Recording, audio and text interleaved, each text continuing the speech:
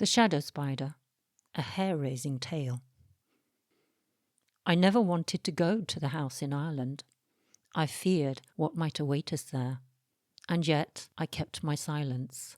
With the fervour of some Victorian ghost hunter, Martin was determined to stay in the room that had left many a visitor in a state of terror. How could I deprive him of his pleasure?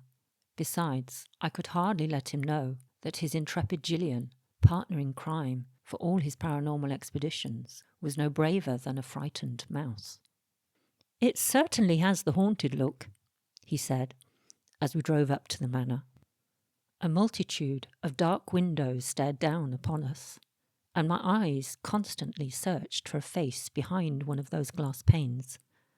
When I found none, the knots in my stomach lessened a notch. Of course there was nothing there. Despite her gaunt face and pinched eyes, the woman who opened the door gave a welcoming smile. "Come right in," she said. "I'm the housekeeper, Mrs. O'Leary. Whatever you need, you just let me know, and I'll do my best to oblige." We followed her through an ornately tiled entry hall as she continued talking. "It's a while since we had visitors asking for that particular room." She seemed a touch too effusive, as though she needed to work hard to put us at our ease, perhaps a way of countering the house's sombre atmosphere. Indeed, the dark blue walls had a dampening effect on both the light and my mood. As a confirmed cynic, Martin took his thrills from coming to places like this to debunk whatever mysteries they supposedly hid. I, however, was quite the opposite. Somehow, the very bricks of a building held memories of what had gone before. Like a sponge, I soaked up the emotions, whether light or dark, joyful or tormented. "Can we go up to the room?" Martin inquired, with his usual boyish enthusiasm. Chattering non-stop about the guests, the weather, and her absent children, Mrs. O'Leary took us up 2 flights of stairs to a hallway, where only one door had been left closed. As she opened it, Martin asked when they'd last had guests in the room. He obviously hadn't felt the chill emanating from within, like a sharp breeze on a winter's day. "Oh, it must be a year now, I'd say." Her blue eyes slid away from his, as if she didn't want to talk of previous guests. After a polite dinner, Martin insisted on turning in early. He dived onto the 4-poster bed and settled himself against the many pillows with his arms behind his head. She talked a lot, but didn't say much at all. "Mrs. O'Leary? No, I got the feeling she didn't want to scare us." "I think it's all part of the act," he pronounced. "The more mysterious she is, the scarier everything seems. If you're someone who believes in any of this guff, that is." Martin was always so sure about everything. That was what had drawn me to him. His confidence, his ability to face whatever came. More than anything, I wanted to share his assumption that nothing would happen in this room, with its heavy velvet curtains and embossed wallpaper. Once we were in bed, he extinguished the light, but insisted on leaving the curtains open. He would remain awake until 1 o'clock to be sure that nothing happened during the witching hour. At first I kept him company, but by 11 my eyelids were drooping, and I felt myself slipping into an uneasy slumber. When I awoke, Martin was sleeping peacefully beside me. That meant that he'd seen and heard nothing, because he'd promised to rouse me at the slightest hint of an apparition. I checked my phone. It was 2 in the morning. Closing my eyes again, I tried to sink back into sleep. A rustle shuddered through the silence.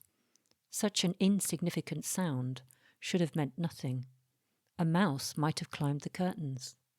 And whatever my thoughts on rodents, at least they were living, breathing creatures that would carry out their business before returning to their nests in some dark corner of a cellar.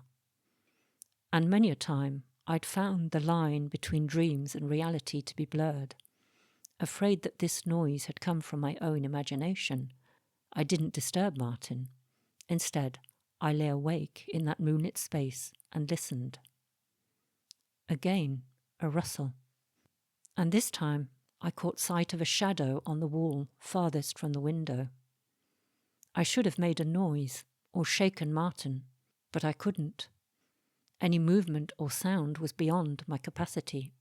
As though trapped in a state of coma, with my eyes wide open, all I could do was watch. If I'd seen a ghostly figure walking across the room, I would have been sufficiently frightened. But the shape that climbed the wall was not human. It was a shape that had perturbed me since childhood, with 8 legs and a bulbous heaving body at its centre, a spider. It crawled slowly, and with each creeping movement it made, my body clenched with fear. Beside me, I could hear Martin's steady breathing. No help would come from there. The silhouette, I told myself, implied a creature elsewhere in the room. My gaze flicked in each direction, searching for the origin of what had to be a form of shadow play. I could see nothing, ghostly or not, that would create such a figure. Still, the creature crept upwards. When it reached the top of the wall, it began slowly to traverse the ceiling.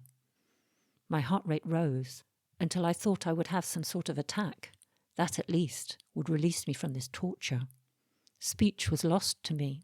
I could do nothing but watch that shifting form as it inevitably found the space above our bed. Then a change occurred. The shadow became solid, and the spider's limbs were constructed from human bones. Within the legs, I could see skeletal hands and feet. Worse than anything was the creature's head, which now took the form of a human skull. Unable to look, I closed my eyes, wanting only to shut out that gruesome sight. If it were a ghost, then surely it couldn't harm me, not like a real monster. As I lay there blocking out the room, I felt a weight drop onto the mattress. My eyes jolted open to find that a small section of skeleton now lay upon the foot of the bed. Then, as ripe apples from a tree, the bones fell one by one, until whatever had been on the ceiling was now scattered across the blankets. My gaze fixed on that pile of disconnected bones. When they didn't move, I let out a small gasp of relief. A ghost couldn't do anything to the living. Frozen by fear, I repeated that mantra in my mind over and over again. But from that pile, a shadowy creature picked itself up, and with 8 legs crept up the bed. It settled over Martin's sleeping body. With a shiver and a sigh, the shadow squeezed itself into a tight ball and entered his chest. Something released me then. I rolled from the bed, diving towards the far corner of the room. For an instant I thought it was over, that I could breathe easily again. Then Martin awoke. With crazed eyes and the movement of a spider, he scuttled from the bed. Time and again I relived that night. If only I'd been able to move, to scream, anything to break the spell that had held me immobile and defenceless. Whatever guilt racked me, it was too late. The boyish man I'd fallen in love with never returned.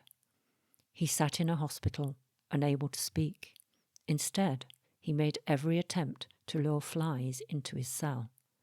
And once he'd caught one, he made an obvious show of eating it. Then, and only then, would a smile stretch across his face.